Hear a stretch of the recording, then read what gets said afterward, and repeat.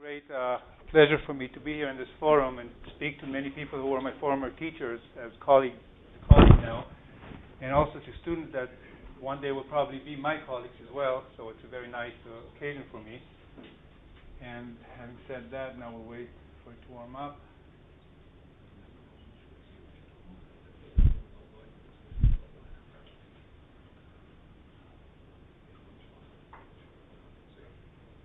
Finally, okay. So you may be wondering what this picture has to do with the title of my talk, and in order to explain that, I have to go back to a Nature paper from 1970. And this Nature paper was written by anonymous. The name is not given, but the story in this paper is of a man that was a researcher that was on an island, and he did his research there, and he noticed that every time when he was going back to the mainland, on the first few days that he was there was an increased growth of his own beard. And he was very intrigued by these findings, and as he says, he has come to the conclusion that the stimulus for increased beard growth is related to the resumption of sexual activity. And he goes on further to make some tests, and he concludes that changes in beard growth may well indicate changes in androgen secretion in man. Now, we know that sexual stimuli can affect our behavior and physiology in many ways.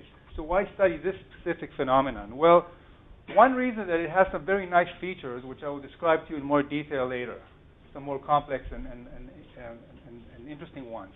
But also, this phenomenon is quantifiable, and furthermore, it's very widespread. So not only male humans display this, but males of many species show endocrine changes in response to anticipation of sexual activity. And this phenomenon is called reflexive release of luteinizing hormone, or also reflexive release of testosterone, because as I will show you later, these two hormones are tightly linked. Luteinizing hormone controls the release of testosterone. And here I show you data from mice in which this phenomenon has been investigated by various groups. And what they all show you, basically I want to show you the same thing, which is that after exposure of a male mouse to female, whether to urine of a female or to bedding of a female, there is an increase in the plasma levels of the luteinizing hormone. So you can see it here. It's a relatively prolonged effect. And what this slide shows you that it is also a specific effect. So if you expose a mouse to male urine, you will not observe such an increase. Okay, so this is an example, this phenomenon is an example of a stimulus-response mapping. In the case of Anonymous on the island, what the stimulus was some thought in his mind, and the response was a very marked growth of his beard. In the case of the mouse, it's different, but we have the female urine, which is the stimulus, which leads to the release, to the increase in testosterone and luteinizing hormone. And what I'm interested is in this arrow right here, which designates the transformation from the sensory stimulus to the output, which is the physiological change in hormone levels. And as you can already know, or already anticipate, because the stimulus is female urine, the stimulus here is chemosensory, and it is mediated by the vomeronasal olfactory system. So let me say a few words about this system.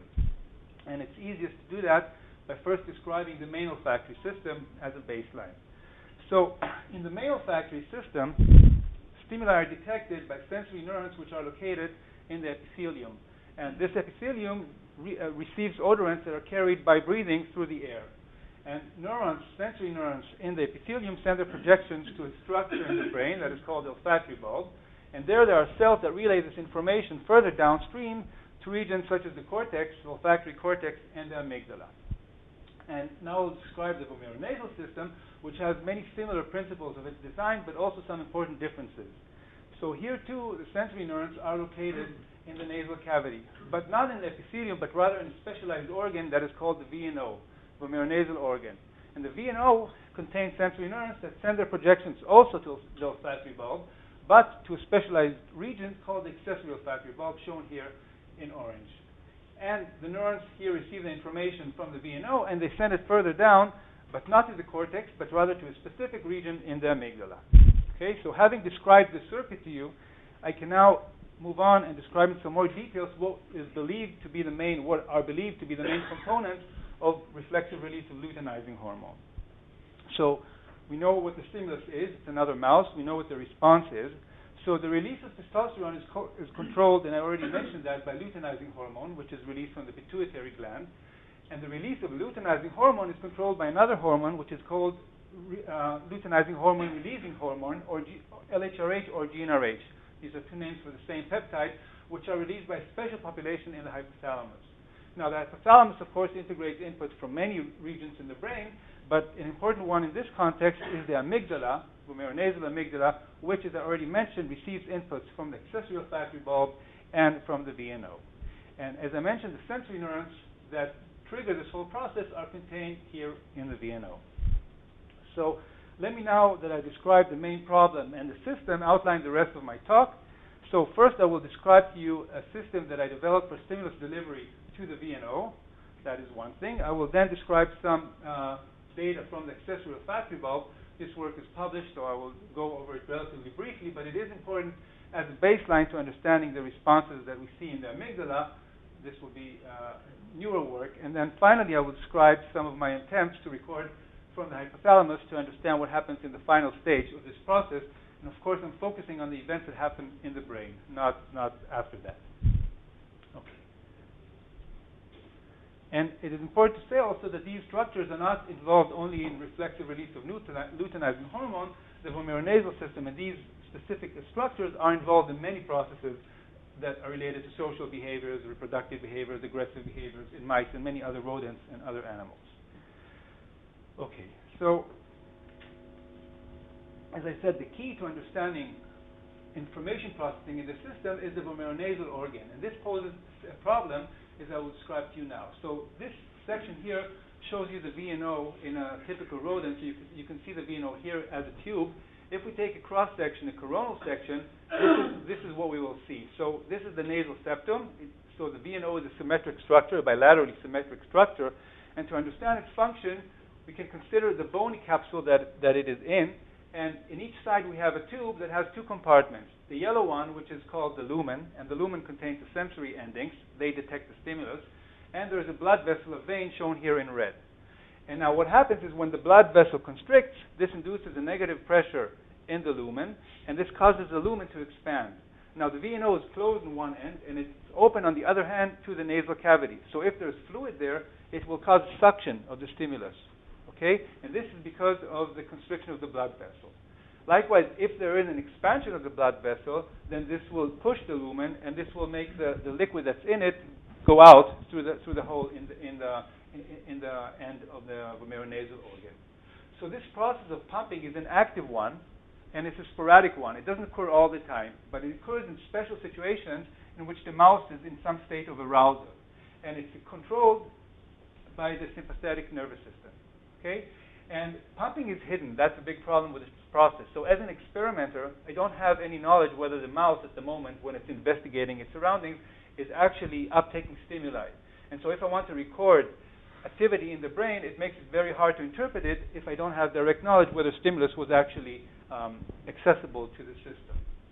So therefore, a major effort that I made in my postdoc when I joined Larry's lab was to develop an experimental system that will allow me to activate the VNO in an anesthetized mouse and so have complete control over stimulus delivery to the system. And I will describe to you the system using an animation. I will not describe it in detail. I will go through a very quick description of it.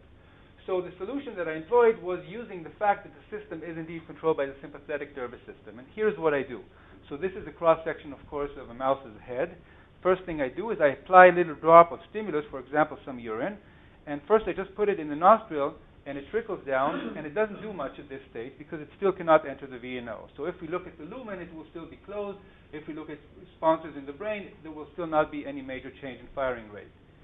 But now you have to look at the nerve cuff. You see it's flashing, and it's going to activate the VNO. And what's happening now is that it induces suction, sucks the liquid in, and the state of the pump presumably is like this. The lumen is expanded, there is stimulus in, and if we record from the right region in the brain, we will see an elevation in firing rate. So this is the way that you can introduce stimuli into the system. Now there's another problem. If you want to do an experiment, you want to record multiple different odorants within a given day. And this means that you have to actually flush the system to prepare it for a new cycle of presentation. And so here the solution was to employ another nice anatomical feature of the mouse nasal cavity or head, which is a nasopalatal duct, which connects the oral and the nasal cavity. And that allowed me to flush large amounts of fluid, of Ringer solution, through the nasal cavity, as you will see here, flush it, and at the time that it's flushing, also activate the VNO, and so I introduce the clean solution into the VNO. So this prepared me for a new cycle of presentation. A typical experiment, therefore, consists of presentation of multiple stimuli. They're, of course, interleaved, and they're randomly interleaved with each other. So first, I will show you recordings from AOB mitral tufted cells. These are the projection neurons of the first vomeronasal brain relay. I will tell you more about these neurons in a later slide, but for now, I just want to show you responses there. And this shows you schematically two neurons that are recorded here. One is shown in orange, one is shown in green, and because I think everybody is familiar with these kinds of plots, I will just indicate that one of these neurons is responsive to female urine. Okay, the green neuron is responding to female urine, whereas the orange neuron is responding to male urine. So the first thing that we see in the system that we do have sensitivity to stimuli of one sex versus another sex. Now, this differential response that we see is a necessary condition for what I described to you before, the reflexive release of luteinizing hormone. But clearly, it's not the whole system. We would like to think that the system could do much more than that. And so my first set of experiments were a survey of responses that I see in this region in the accessory refractory bulb to a multitude of stimuli.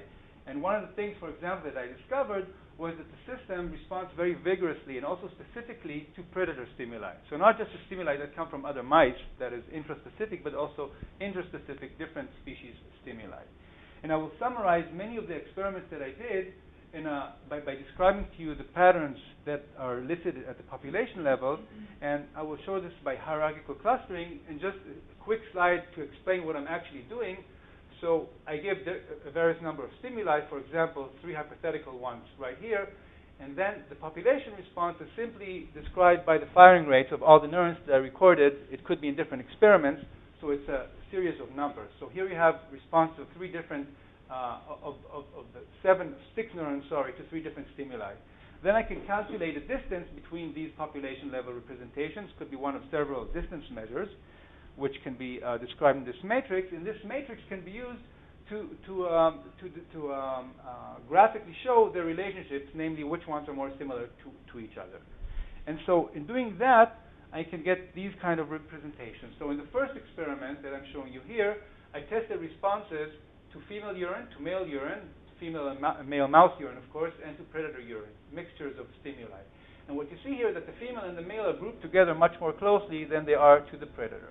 So clearly the system has some idea or some notion of the concept of mouse versus non-mouse, or mouse versus predator. The next thing was to zoom in on this specific category, and now instead of a mixture, actually look at 3 different urine from 3 different strains of males and 3 different strains of females.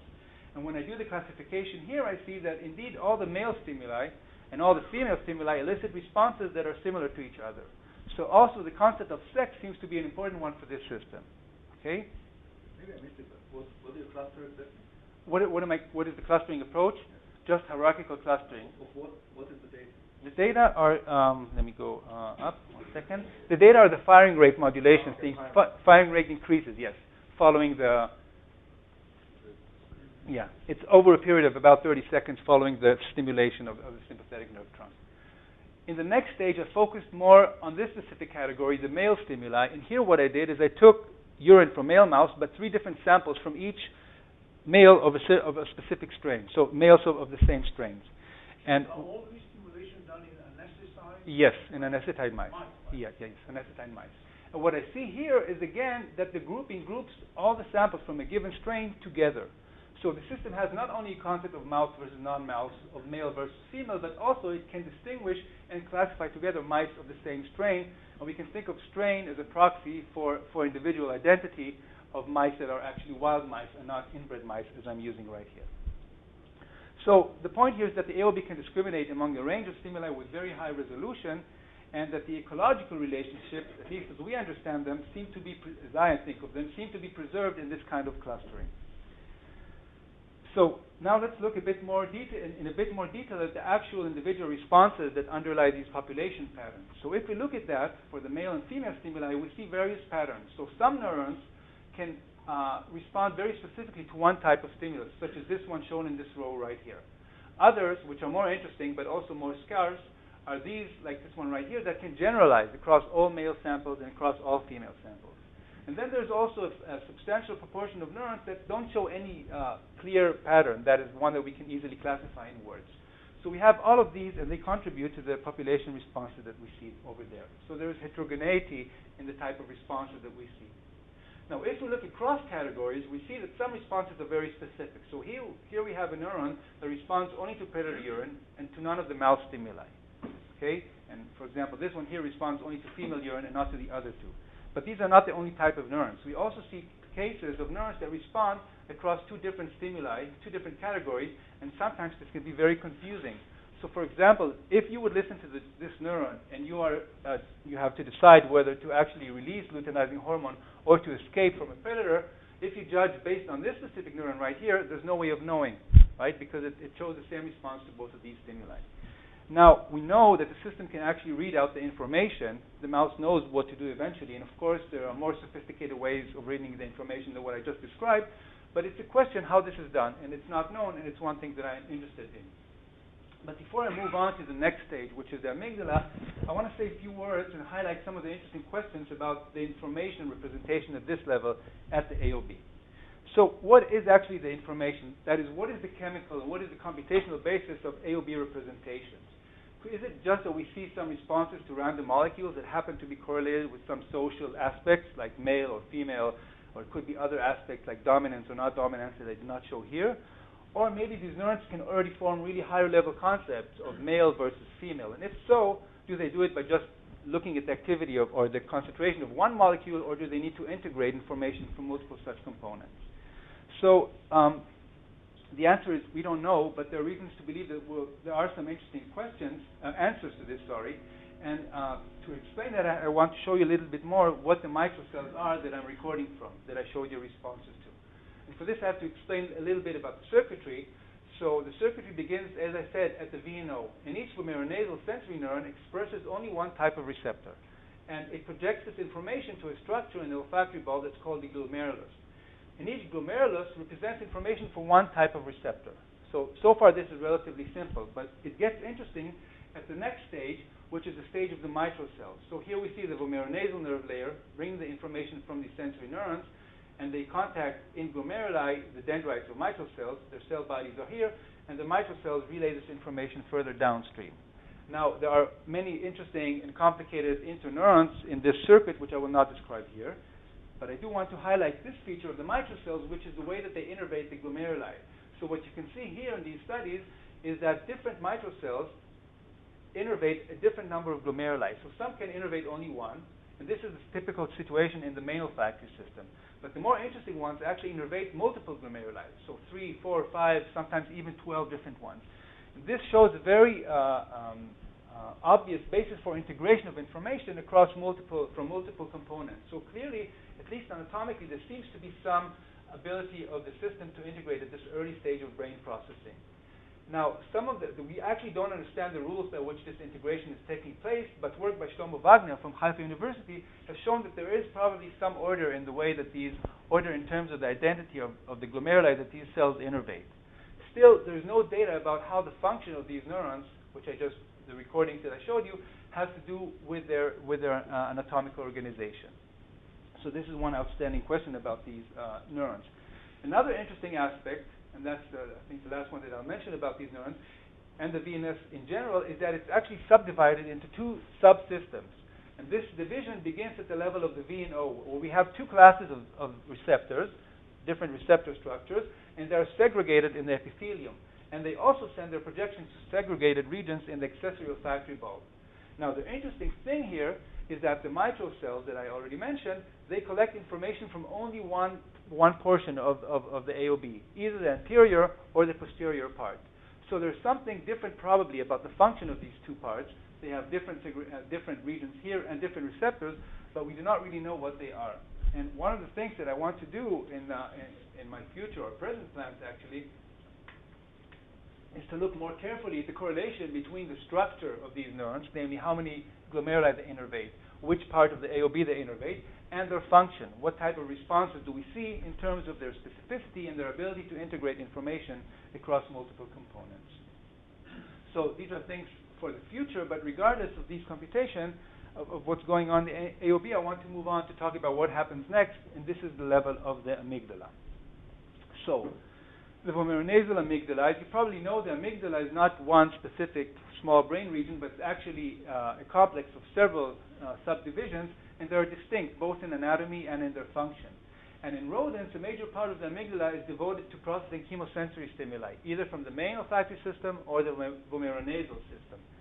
And the thing is that real-time, and here you see the designation of these two parts, the vomeronasal in pink and the main olfactory system in yellow, in a cross-section, a coronal cross-section of the mouse head. Now, this designation is mainly based on anatomical studies, namely projection studies, and also to some extent on mapping of immediate early gene responses, which is an indirect measure of neuronal activity, but virtually nothing is known about the real-time responses in this region of the brain to vomeronasal stimulation. And this was the goal that I had with another postdoc in the lab, Joe Bergen, and what we did was to insert electrodes deep into the brain, in this case, to the regions of the vomeronasal amygdala, which are known as the medial amygdala and the PMCO. The distinction is not so important for this talk. The idea is to perform the same kind of experiment that I showed you in the AOB, but record in a different brain region. So what I show you here is that we actually see responses in the vomeronasal amygdala in response to sensory stimulation of the VNO. So this shows you an example of a neuron, like I showed you before, one that's specific to female urine, to male urine, or to predator urine. So this is not very surprising, not earth-shattering, that we see responses in the vomeronasal amygdala, but actually it is very encouraging that actually this region shows the kind of responses that we would expect to see based on the anatomy. And if we look superficially at these responses, it's very hard to distinguish them from those that we see in the previous stage, the accessory olfactory bulb. So something, however, must be happening, and a major goal that we had was to understand what is different about coding in the amygdala as compared to the accessory olfactory bulb. So as you remember, the responses in the accessory olfactory bulb were often very broad, namely you could respond to multiple stimuli, sometimes with very different implications. So is anything happening differently in the amygdala? In order to analyze this, what we did is to compare the responses of each neuron to each of the three stimuli classes that I mentioned, male, female, predator. And to see the responses in the amygdala, we first have to compare them to those in the AOB, which would be the baseline. So in this plot, in this triangle plot, each dot represents the activity of one neuron. And its position in this plot indicates its relative specificity. So for example, the neuron that circle that is right here at the edge, at the vertex, responds only to male urine, but not to any of the other stimuli. Whereas the neuron that is located right here in the center responds equally to all the different stimuli. It's indifferent, it's not selective. So this is the AOB. What happens in the amygdala? This is what happens in the amygdala. In the amygdala, we see a migration of the dots from the center to the edges, to the vertices. So what this tells us is there is some sharpening of the response, being more specific at the subsequent level of the amygdala. What do you do with the response of the neurons that no response? Sorry? Neurons that don't respond at all to the stimulus are not here. This shows you only neurons that respond significantly to at least one of the stimuli. Okay, so those are not here. And the fraction of these neurons? The fraction of these neurons are about 40% in both cases. They're a bit lower in the amygdala than in the AOB. Yeah, something like this. Yeah, when you could pull across all the stimuli together. Yeah, so they're pretty high in accessory olfactory bulb for these stimuli. So, okay, so one thing that we can see is, and this is actually quantification. What I did here was to define specificity index, which is just the maximum response divided by the sum of the response. And this value ranges from 1/3 to 1. If it's 1/3, it means it's a neuron that is not selective at all, at the center of the triangle, actually. And if it's 1, it's a neuron that responds to only one stimulus. And so what these histograms show you that there is a shift in the response of the amygdala to the right. Now, this is not a very dramatic shift, I would agree, but still it's a very significant and a consistent one. So one thing that we do see... Is there a difference in the firing rate? Well, in the baseline firing rates, there are almost no differences. They're very low. And the responses, basically no. They're not huge differences in firing rates either. Also in the maximum modulations. They're quite similar. So it's, Which other inputs are we each cells? Which cells? In the amygdala. The cells in the amygdala mostly Like modifying, modulating, whatever. Sorry? It could be modulating or modifying other inputs. There are other regions, there are other inputs from the amygdala. So within the amygdala, there are also connections between various amygdala nuclei. These are the main other sources of inputs. But clearly the dominant source of inputs to the vomeronasal amygdala is the accessory olfactory bulb. Can I follow up that question? What's the evidence that this isn't being driven by the main olfactory bulb? Did you ever try to cut the vomeronasal nerve and show that all these responses go away? So we didn't do that specific experiment. We actually tried very hard to see responses in the vomeronasal amygdala to olfactory stimulation because there's been some evidence that this region, and that was one of the hypotheses, that actually there's integration at this level between main and vomeronasal systems. So we made extensive efforts to deliver stimuli through the main olfactory system by just putting big swabs of urine and inducing inhalation through our system. And we were never able to observe such responses that were specific as they are to the vomeronasal system. So we really believe that this has to do with a very specific activation through the VNO in the vomeronasal amygdala. This is kind of a surprise because we expected to see some sort of integration there. Did you try to record from the knockout of the... I did experiments in the knockout in the accessory olfactory bulb, the TRIP knockout you mean, the VNO, this is a knockout that does not have a functional transduction pathway in the sensory neurons. In the AOB, I did not see any responses. This was a set of experiments, and we did not look further down in the amygdala. It could be that here there are more interesting things, because maybe you have some compensatory changes following the lack of vomeronasal inputs. So it could be. Do they have chemical sensory memory? They remember? Yes, they remember. Where is that situated? I don't know about all the memories. I know that one This type... particular memory. Which particular types of Smell. memory? Well, okay, but even for smell, there could be various types of memory. So there's one very famous one, which I will not talk about now, which is called the Coolidge Effect. And this is believed to be encoded, female remembers the scent of one specific male. This is believed to be encoded in the accessory olfactory bulb, so it's the first case. Whether there's such memory in the amygdala, I don't know. But, okay, but this, there's also learning involved, as I will mention later, and we also don't know where this is happening. But let me summarize this slide. We see that sharpening, there is some sharpening here, but it's not dramatic. Still, there is some ambiguity in the responses, and it's still not sufficient to completely know, based on the activity of one neuron, what to do next if you're reading that activity. So another notion, another idea that could help if you have some form of parallel processing in the system of stimuli with different implications. And this idea is based on previous studies that suggest that the medial amygdala is actually subdivided into two regions, the posterior dorsal part and the posterior ventral part. And these regions are first of all distinguished by specific genetic markers that they express, but more importantly by the inputs that by the sites that they innervate in the hypothalamus, namely one innervates a more defensive associated area and one more reproductive associated area, and also the types of mediate early gene, which as I mentioned are indirect markers of neuronal activity. So this is the concept that has been around for a long time in the literature, but never has the activity of neurons in these pathways been recorded in real time, and that's another thing that we wanted to do. Now, we could not, using our methods, actually put the electrode and know for certain whether we're in the medial dorsal or medial ventral parts of the amygdala, but what we could do is to employ the specific organization of recording sites on this array, so we know the distances between different sites.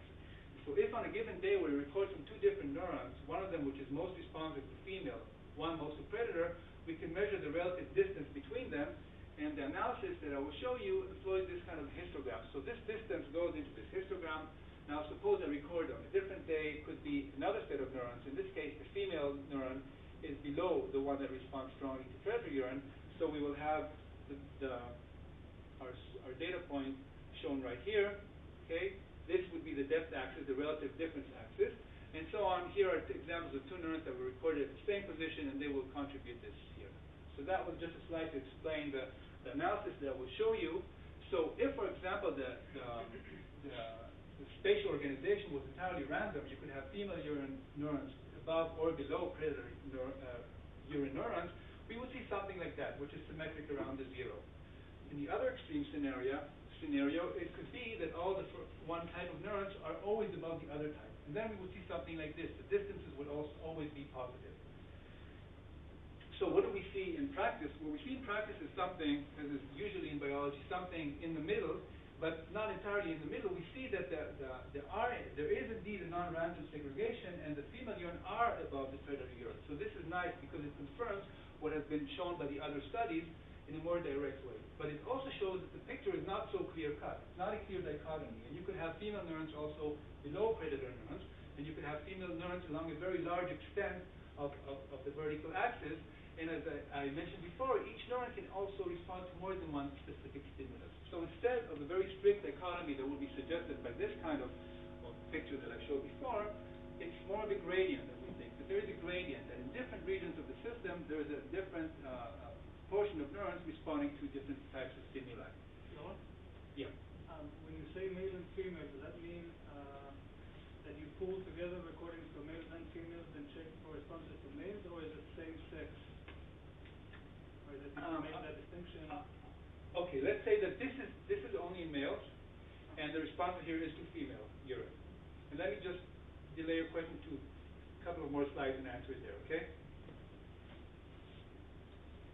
So an interesting question here to me is, how does this segregation arise? How does this different processing, a different area, and specifically, is this an outcome of the innervation pattern from the previous stage, from the accessory olfactory bulb? And here too, I do not know the answer, but one set of experiments that I would like to do, and it's very much related to those that I mentioned before, is to record some neurons in the AOB, see what they respond to, and see whether they have a specific site of innervation or of termination in the vomeronasal amygdala.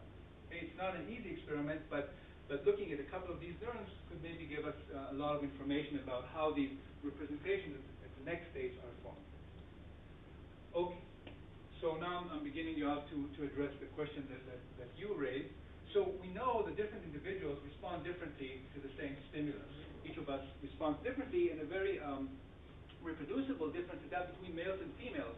And to illustrate this with this image, for those of you, again, I'm keeping the island theme here. So for those of you familiar with the TV series Lost, you know that this guy, Sawyer, elicits a certain kind of response in this woman, Kate, but the same guy, the same stimulus, elicits a very different kind of response to this guy right here with Jack. So a productive versus an aggressive type of stimulus. And clearly this implies that something must be different about the brains of males and females. And the question is, where does this happen in the brain? And so far, I have ignored the issue of sex, and I described data that was mostly from male mice. But clearly, this is an oversimplification. So to explore this question, what we did is, first of all, to separate the recordings, or actually include also recordings from female mice, and to ask about the specificity to male versus female urine. And we quantified this with a simple measure. Again, the contrast between male and female responses in given an individual neurons. This value ranges between -1 and 1, so if it's a response only to female, -1, only to male, +1. And now I'll show you a histogram of the responses that we see in male mice. Male mice, and you see that there's a skewed distribution. It's not symmetric, it's very much to the left. Namely, male mice have a large proportion of neurons that respond strongly to female stimuli. If we look at female neurons that in female mice, we see the opposite picture. A very dramatic mirror image almost, that female mice have stronger responses to male urine. So this was something that was very impressive to us. It's very, in my experience, it's a relatively strong effect. And one of the questions which I'm already giving away the answer to is, where does this happen to? Where does this happen? Where does this dimorphism develop? And so one thing that we could do is ask whether it appears already at the level of the accessory olfactory bulb, the previous stage. So we did the same type of experiment. And here you see that this is not the case. That first of all, both distributions are very much centered around the zero, and although there is a bit of a movement from the zero, these two distributions are clearly not that different, and in fact they're not even significantly different from each other. So somewhere between the transition from the AOB to the vomeronasal amygdala, there is something that happens either about the connectivity or about something else that changes and causes this very strong dimorphism in responses. And another interesting question is, when does this kind of dimorphism appear? Is it something the mice are born with as soon as they're young males or young females? And what we did here was a set of experiments where we made the same recordings in juvenile mice, that is, mice before they reach puberty. And these are very hard experiments because the mice are very small. Still, we were able to do these recordings in mice who were about 20-something days of age. And what you can see here, data from both male and female mice, and you see that they're very similar. So first of all, we don't see this dimorphism at this very early stage. It develops later on. And the other thing is that the distribution are pretty symmetrical around zero, but not entirely so. And actually, the mice, the juveniles, not behave, the neurons behave a bit more like female neurons than they do to male neurons. So we could say that mice, when they're very juvenile, they're more feminine in the response in this level of the amygdala. Okay. So now, let me just summarize the data that I showed you from the amygdala. I showed you that we have sharper responses. I showed you that there is segregation of inputs, that is divergence of processing streams, and there is a sexual dimorphism, as I just mentioned to you now. And the answer that I wanted to give you is that we look at this mapping, the relative positioning of female and predator in male mice. We do the same thing in female, and in female mice we see that the male neurons are above the predator neurons. So in both sexes we have the segregation of reproductive versus the defensive stimuli. Okay, so I mentioned initially that there are many interesting things about this phenomenon, the reflexive release of luteinizing hormone, so I would just like to illustrate some of these to you. I guess some of you are familiar with this. Is everybody familiar with this phenomenon? Let me describe it briefly. It's based on a story it's called the Coolidge Effect, and it's based on a story which is probably not true about President Coolidge and his wife. And the story goes that they were on a tour of a chicken farm, and they were shown the chicken, and they were separate when they did this tour. And so when Mrs. Coolidge saw the rooster, she noticed that it's copulating a lot with it copulating a lot. And she asked, wow, how many times does he do it in a single day? And they told her, oh, many, many times, Mrs. Coolidge. And so she replied, oh, would you please bring this to the attention of Mr. President when he sees that part? And so when Mr. Coolidge reached that region, they told him the story, and he asked, oh, really?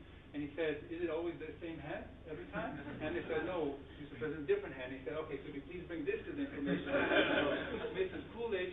And the interesting thing is that there is a correlate to this phenomenon in the reflexive release of luteinizing hormone. So what you see here are plasma levels of luteinizing hormone in a male mouse in response to female urine, female number one, then female number one, female number one. You see that there is diminished release. And if instead of female number one, even though it's the fourth one, you display a different female number two, there is an increased release of luteinizing hormone. So mice also display this phenomenon known as the Coolidge Effect. Now there's some more other interesting aspects to this phenomenon. One of them is that male urine, not only does it not induce luteinizing hormone increase, but it actually opposes it. So if we give female urine and male urine together, we will not see an elevated increase.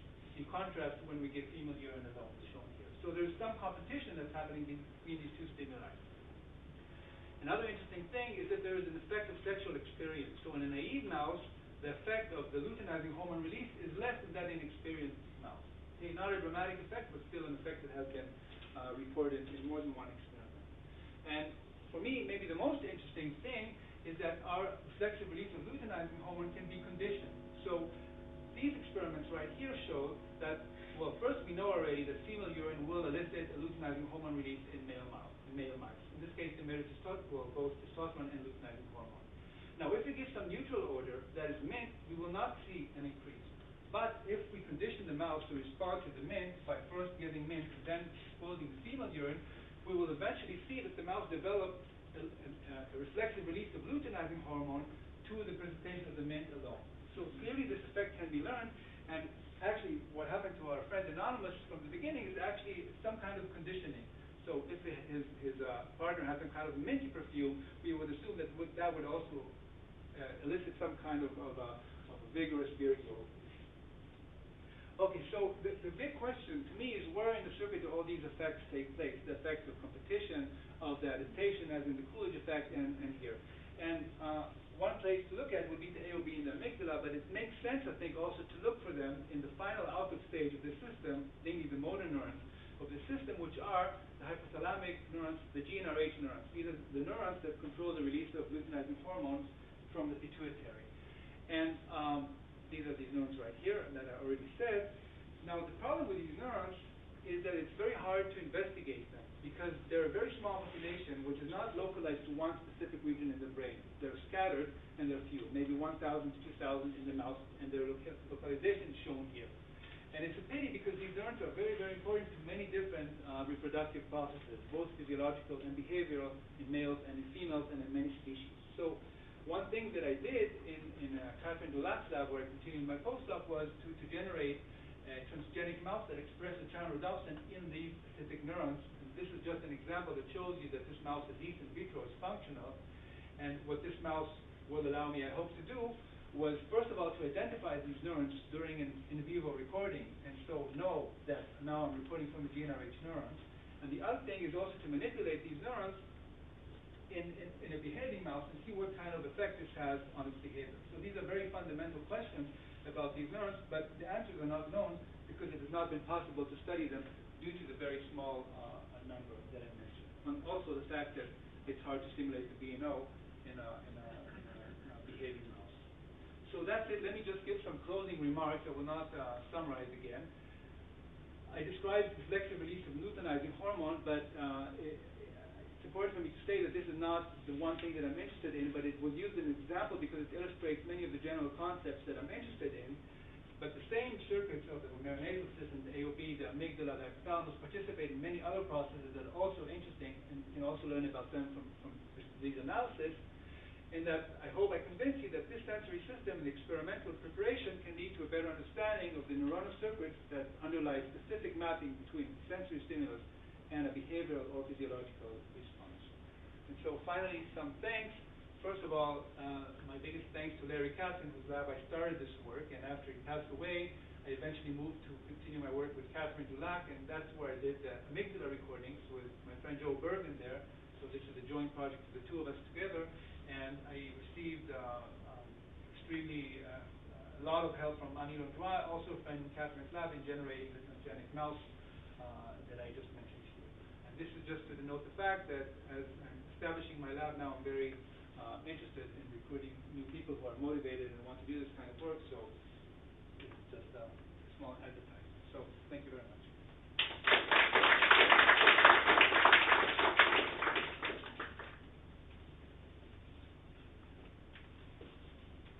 I was expecting tough ones from you. An easy one, actually, when I asked before. You started by saying that the hormonal response, the luteinizing hormone release, is dependent on the accessory bulb. What's the evidence for that? The evidence is that if you destroy the VNO, we don't see it in both male mouse, mice, and in hamsters. So destruction of the VNO abolishes that. The hamsters, at least, certainly make perfectly well without a VNO. Well, I'm not saying that they cannot mate. I mean, I'm not saying that this luteinizing hormone is necessary for mating. I think that they can also mate without the secrete, but something about this probably makes them better maters, or makes them more ready. I mean, so it's not that this, even if you knock out the vomeronasal system completely, the mouse can still reproduce, and so they're fertile and everything is fine. But I think it would be very different if we don't have the system in the wild. So there is an advantage to it. It's not absolutely necessary for reproduction. What is the primate equivalent? The primate equivalent, well, primates also have selective release of luteinizing hormone. And if you show male humans, as one of them was a guy anonymous. They don't have the VNO system? They don't have the VNO system, no. But still, okay, so the VNO is just a path into these neurons, which are actually the interesting ones, the GnRH neurons. But in primates, in humans, there are different paths to this. I mean, the hypothalamus integrates information from many pathways. And so the relevance of the VNO in primates, there is none. We don't have the system. But the relevance of everything that happens downstream, I think, grows ever more the further you are into the system. The physiology of the GnRH neurons, I think, is very similar. Also in humans, it can control the puberty, it can control the cycling in females, it can control also activity in males. So I don't know if you probably know this, that pedophiles and other people with very destructive sexual paraphilias get GnRH agonists that actually cause these neurons to shut down. So there's a lot of relevance to the behavior and the physiology of these neurons to humans as well, even though the peripheral circuits may be different at this stage. Yeah. One of the notions is that the pheromones that are sensed by the VNO, the purpose is to discriminate between male and female. So this, you think, takes place in the amygdala? I mean, where is the discrimination? Well, I think the AOB has the capacity to discriminate for sure. I showed you that. The neurons there have the information to discriminate. But I think the AOB can do much more than that. I think that in the circuit that I showed you in the amygdala, this information already used somehow. I'm not sure how. To me, it seems like there's kind of an expanded representation, kind of like a phobia for male versus females that is different in each of the sexes. So I'm not saying that discrimination happens already at the BNO, I guess. You have some specific responses there. But it occurs also in the AOB in the amygdala. But the amygdala is the first place that we see the distinction between a male and a female mouse. But yeah, I think the distinction is earlier. Still one more question. Your presentation is like the very classical one that is very serial from the peripheral to the central. What about anatomical? Meanwhile, anatomical evidence for top-down projection. There are definitely projections going from the amygdala to the accessory olfactory bulb. They're very interesting ones too because they're also modulated by steroid hormones. So this is a simplified account. And there are also inputs from the hypothalamus to the amygdala. So and clearly the hypothalamus does not get all its inputs from the amygdala. This is very much a simplification, but there is good evidence for these specific connections, and they are the first approximation of the story. Question there in the back. Thank you very much.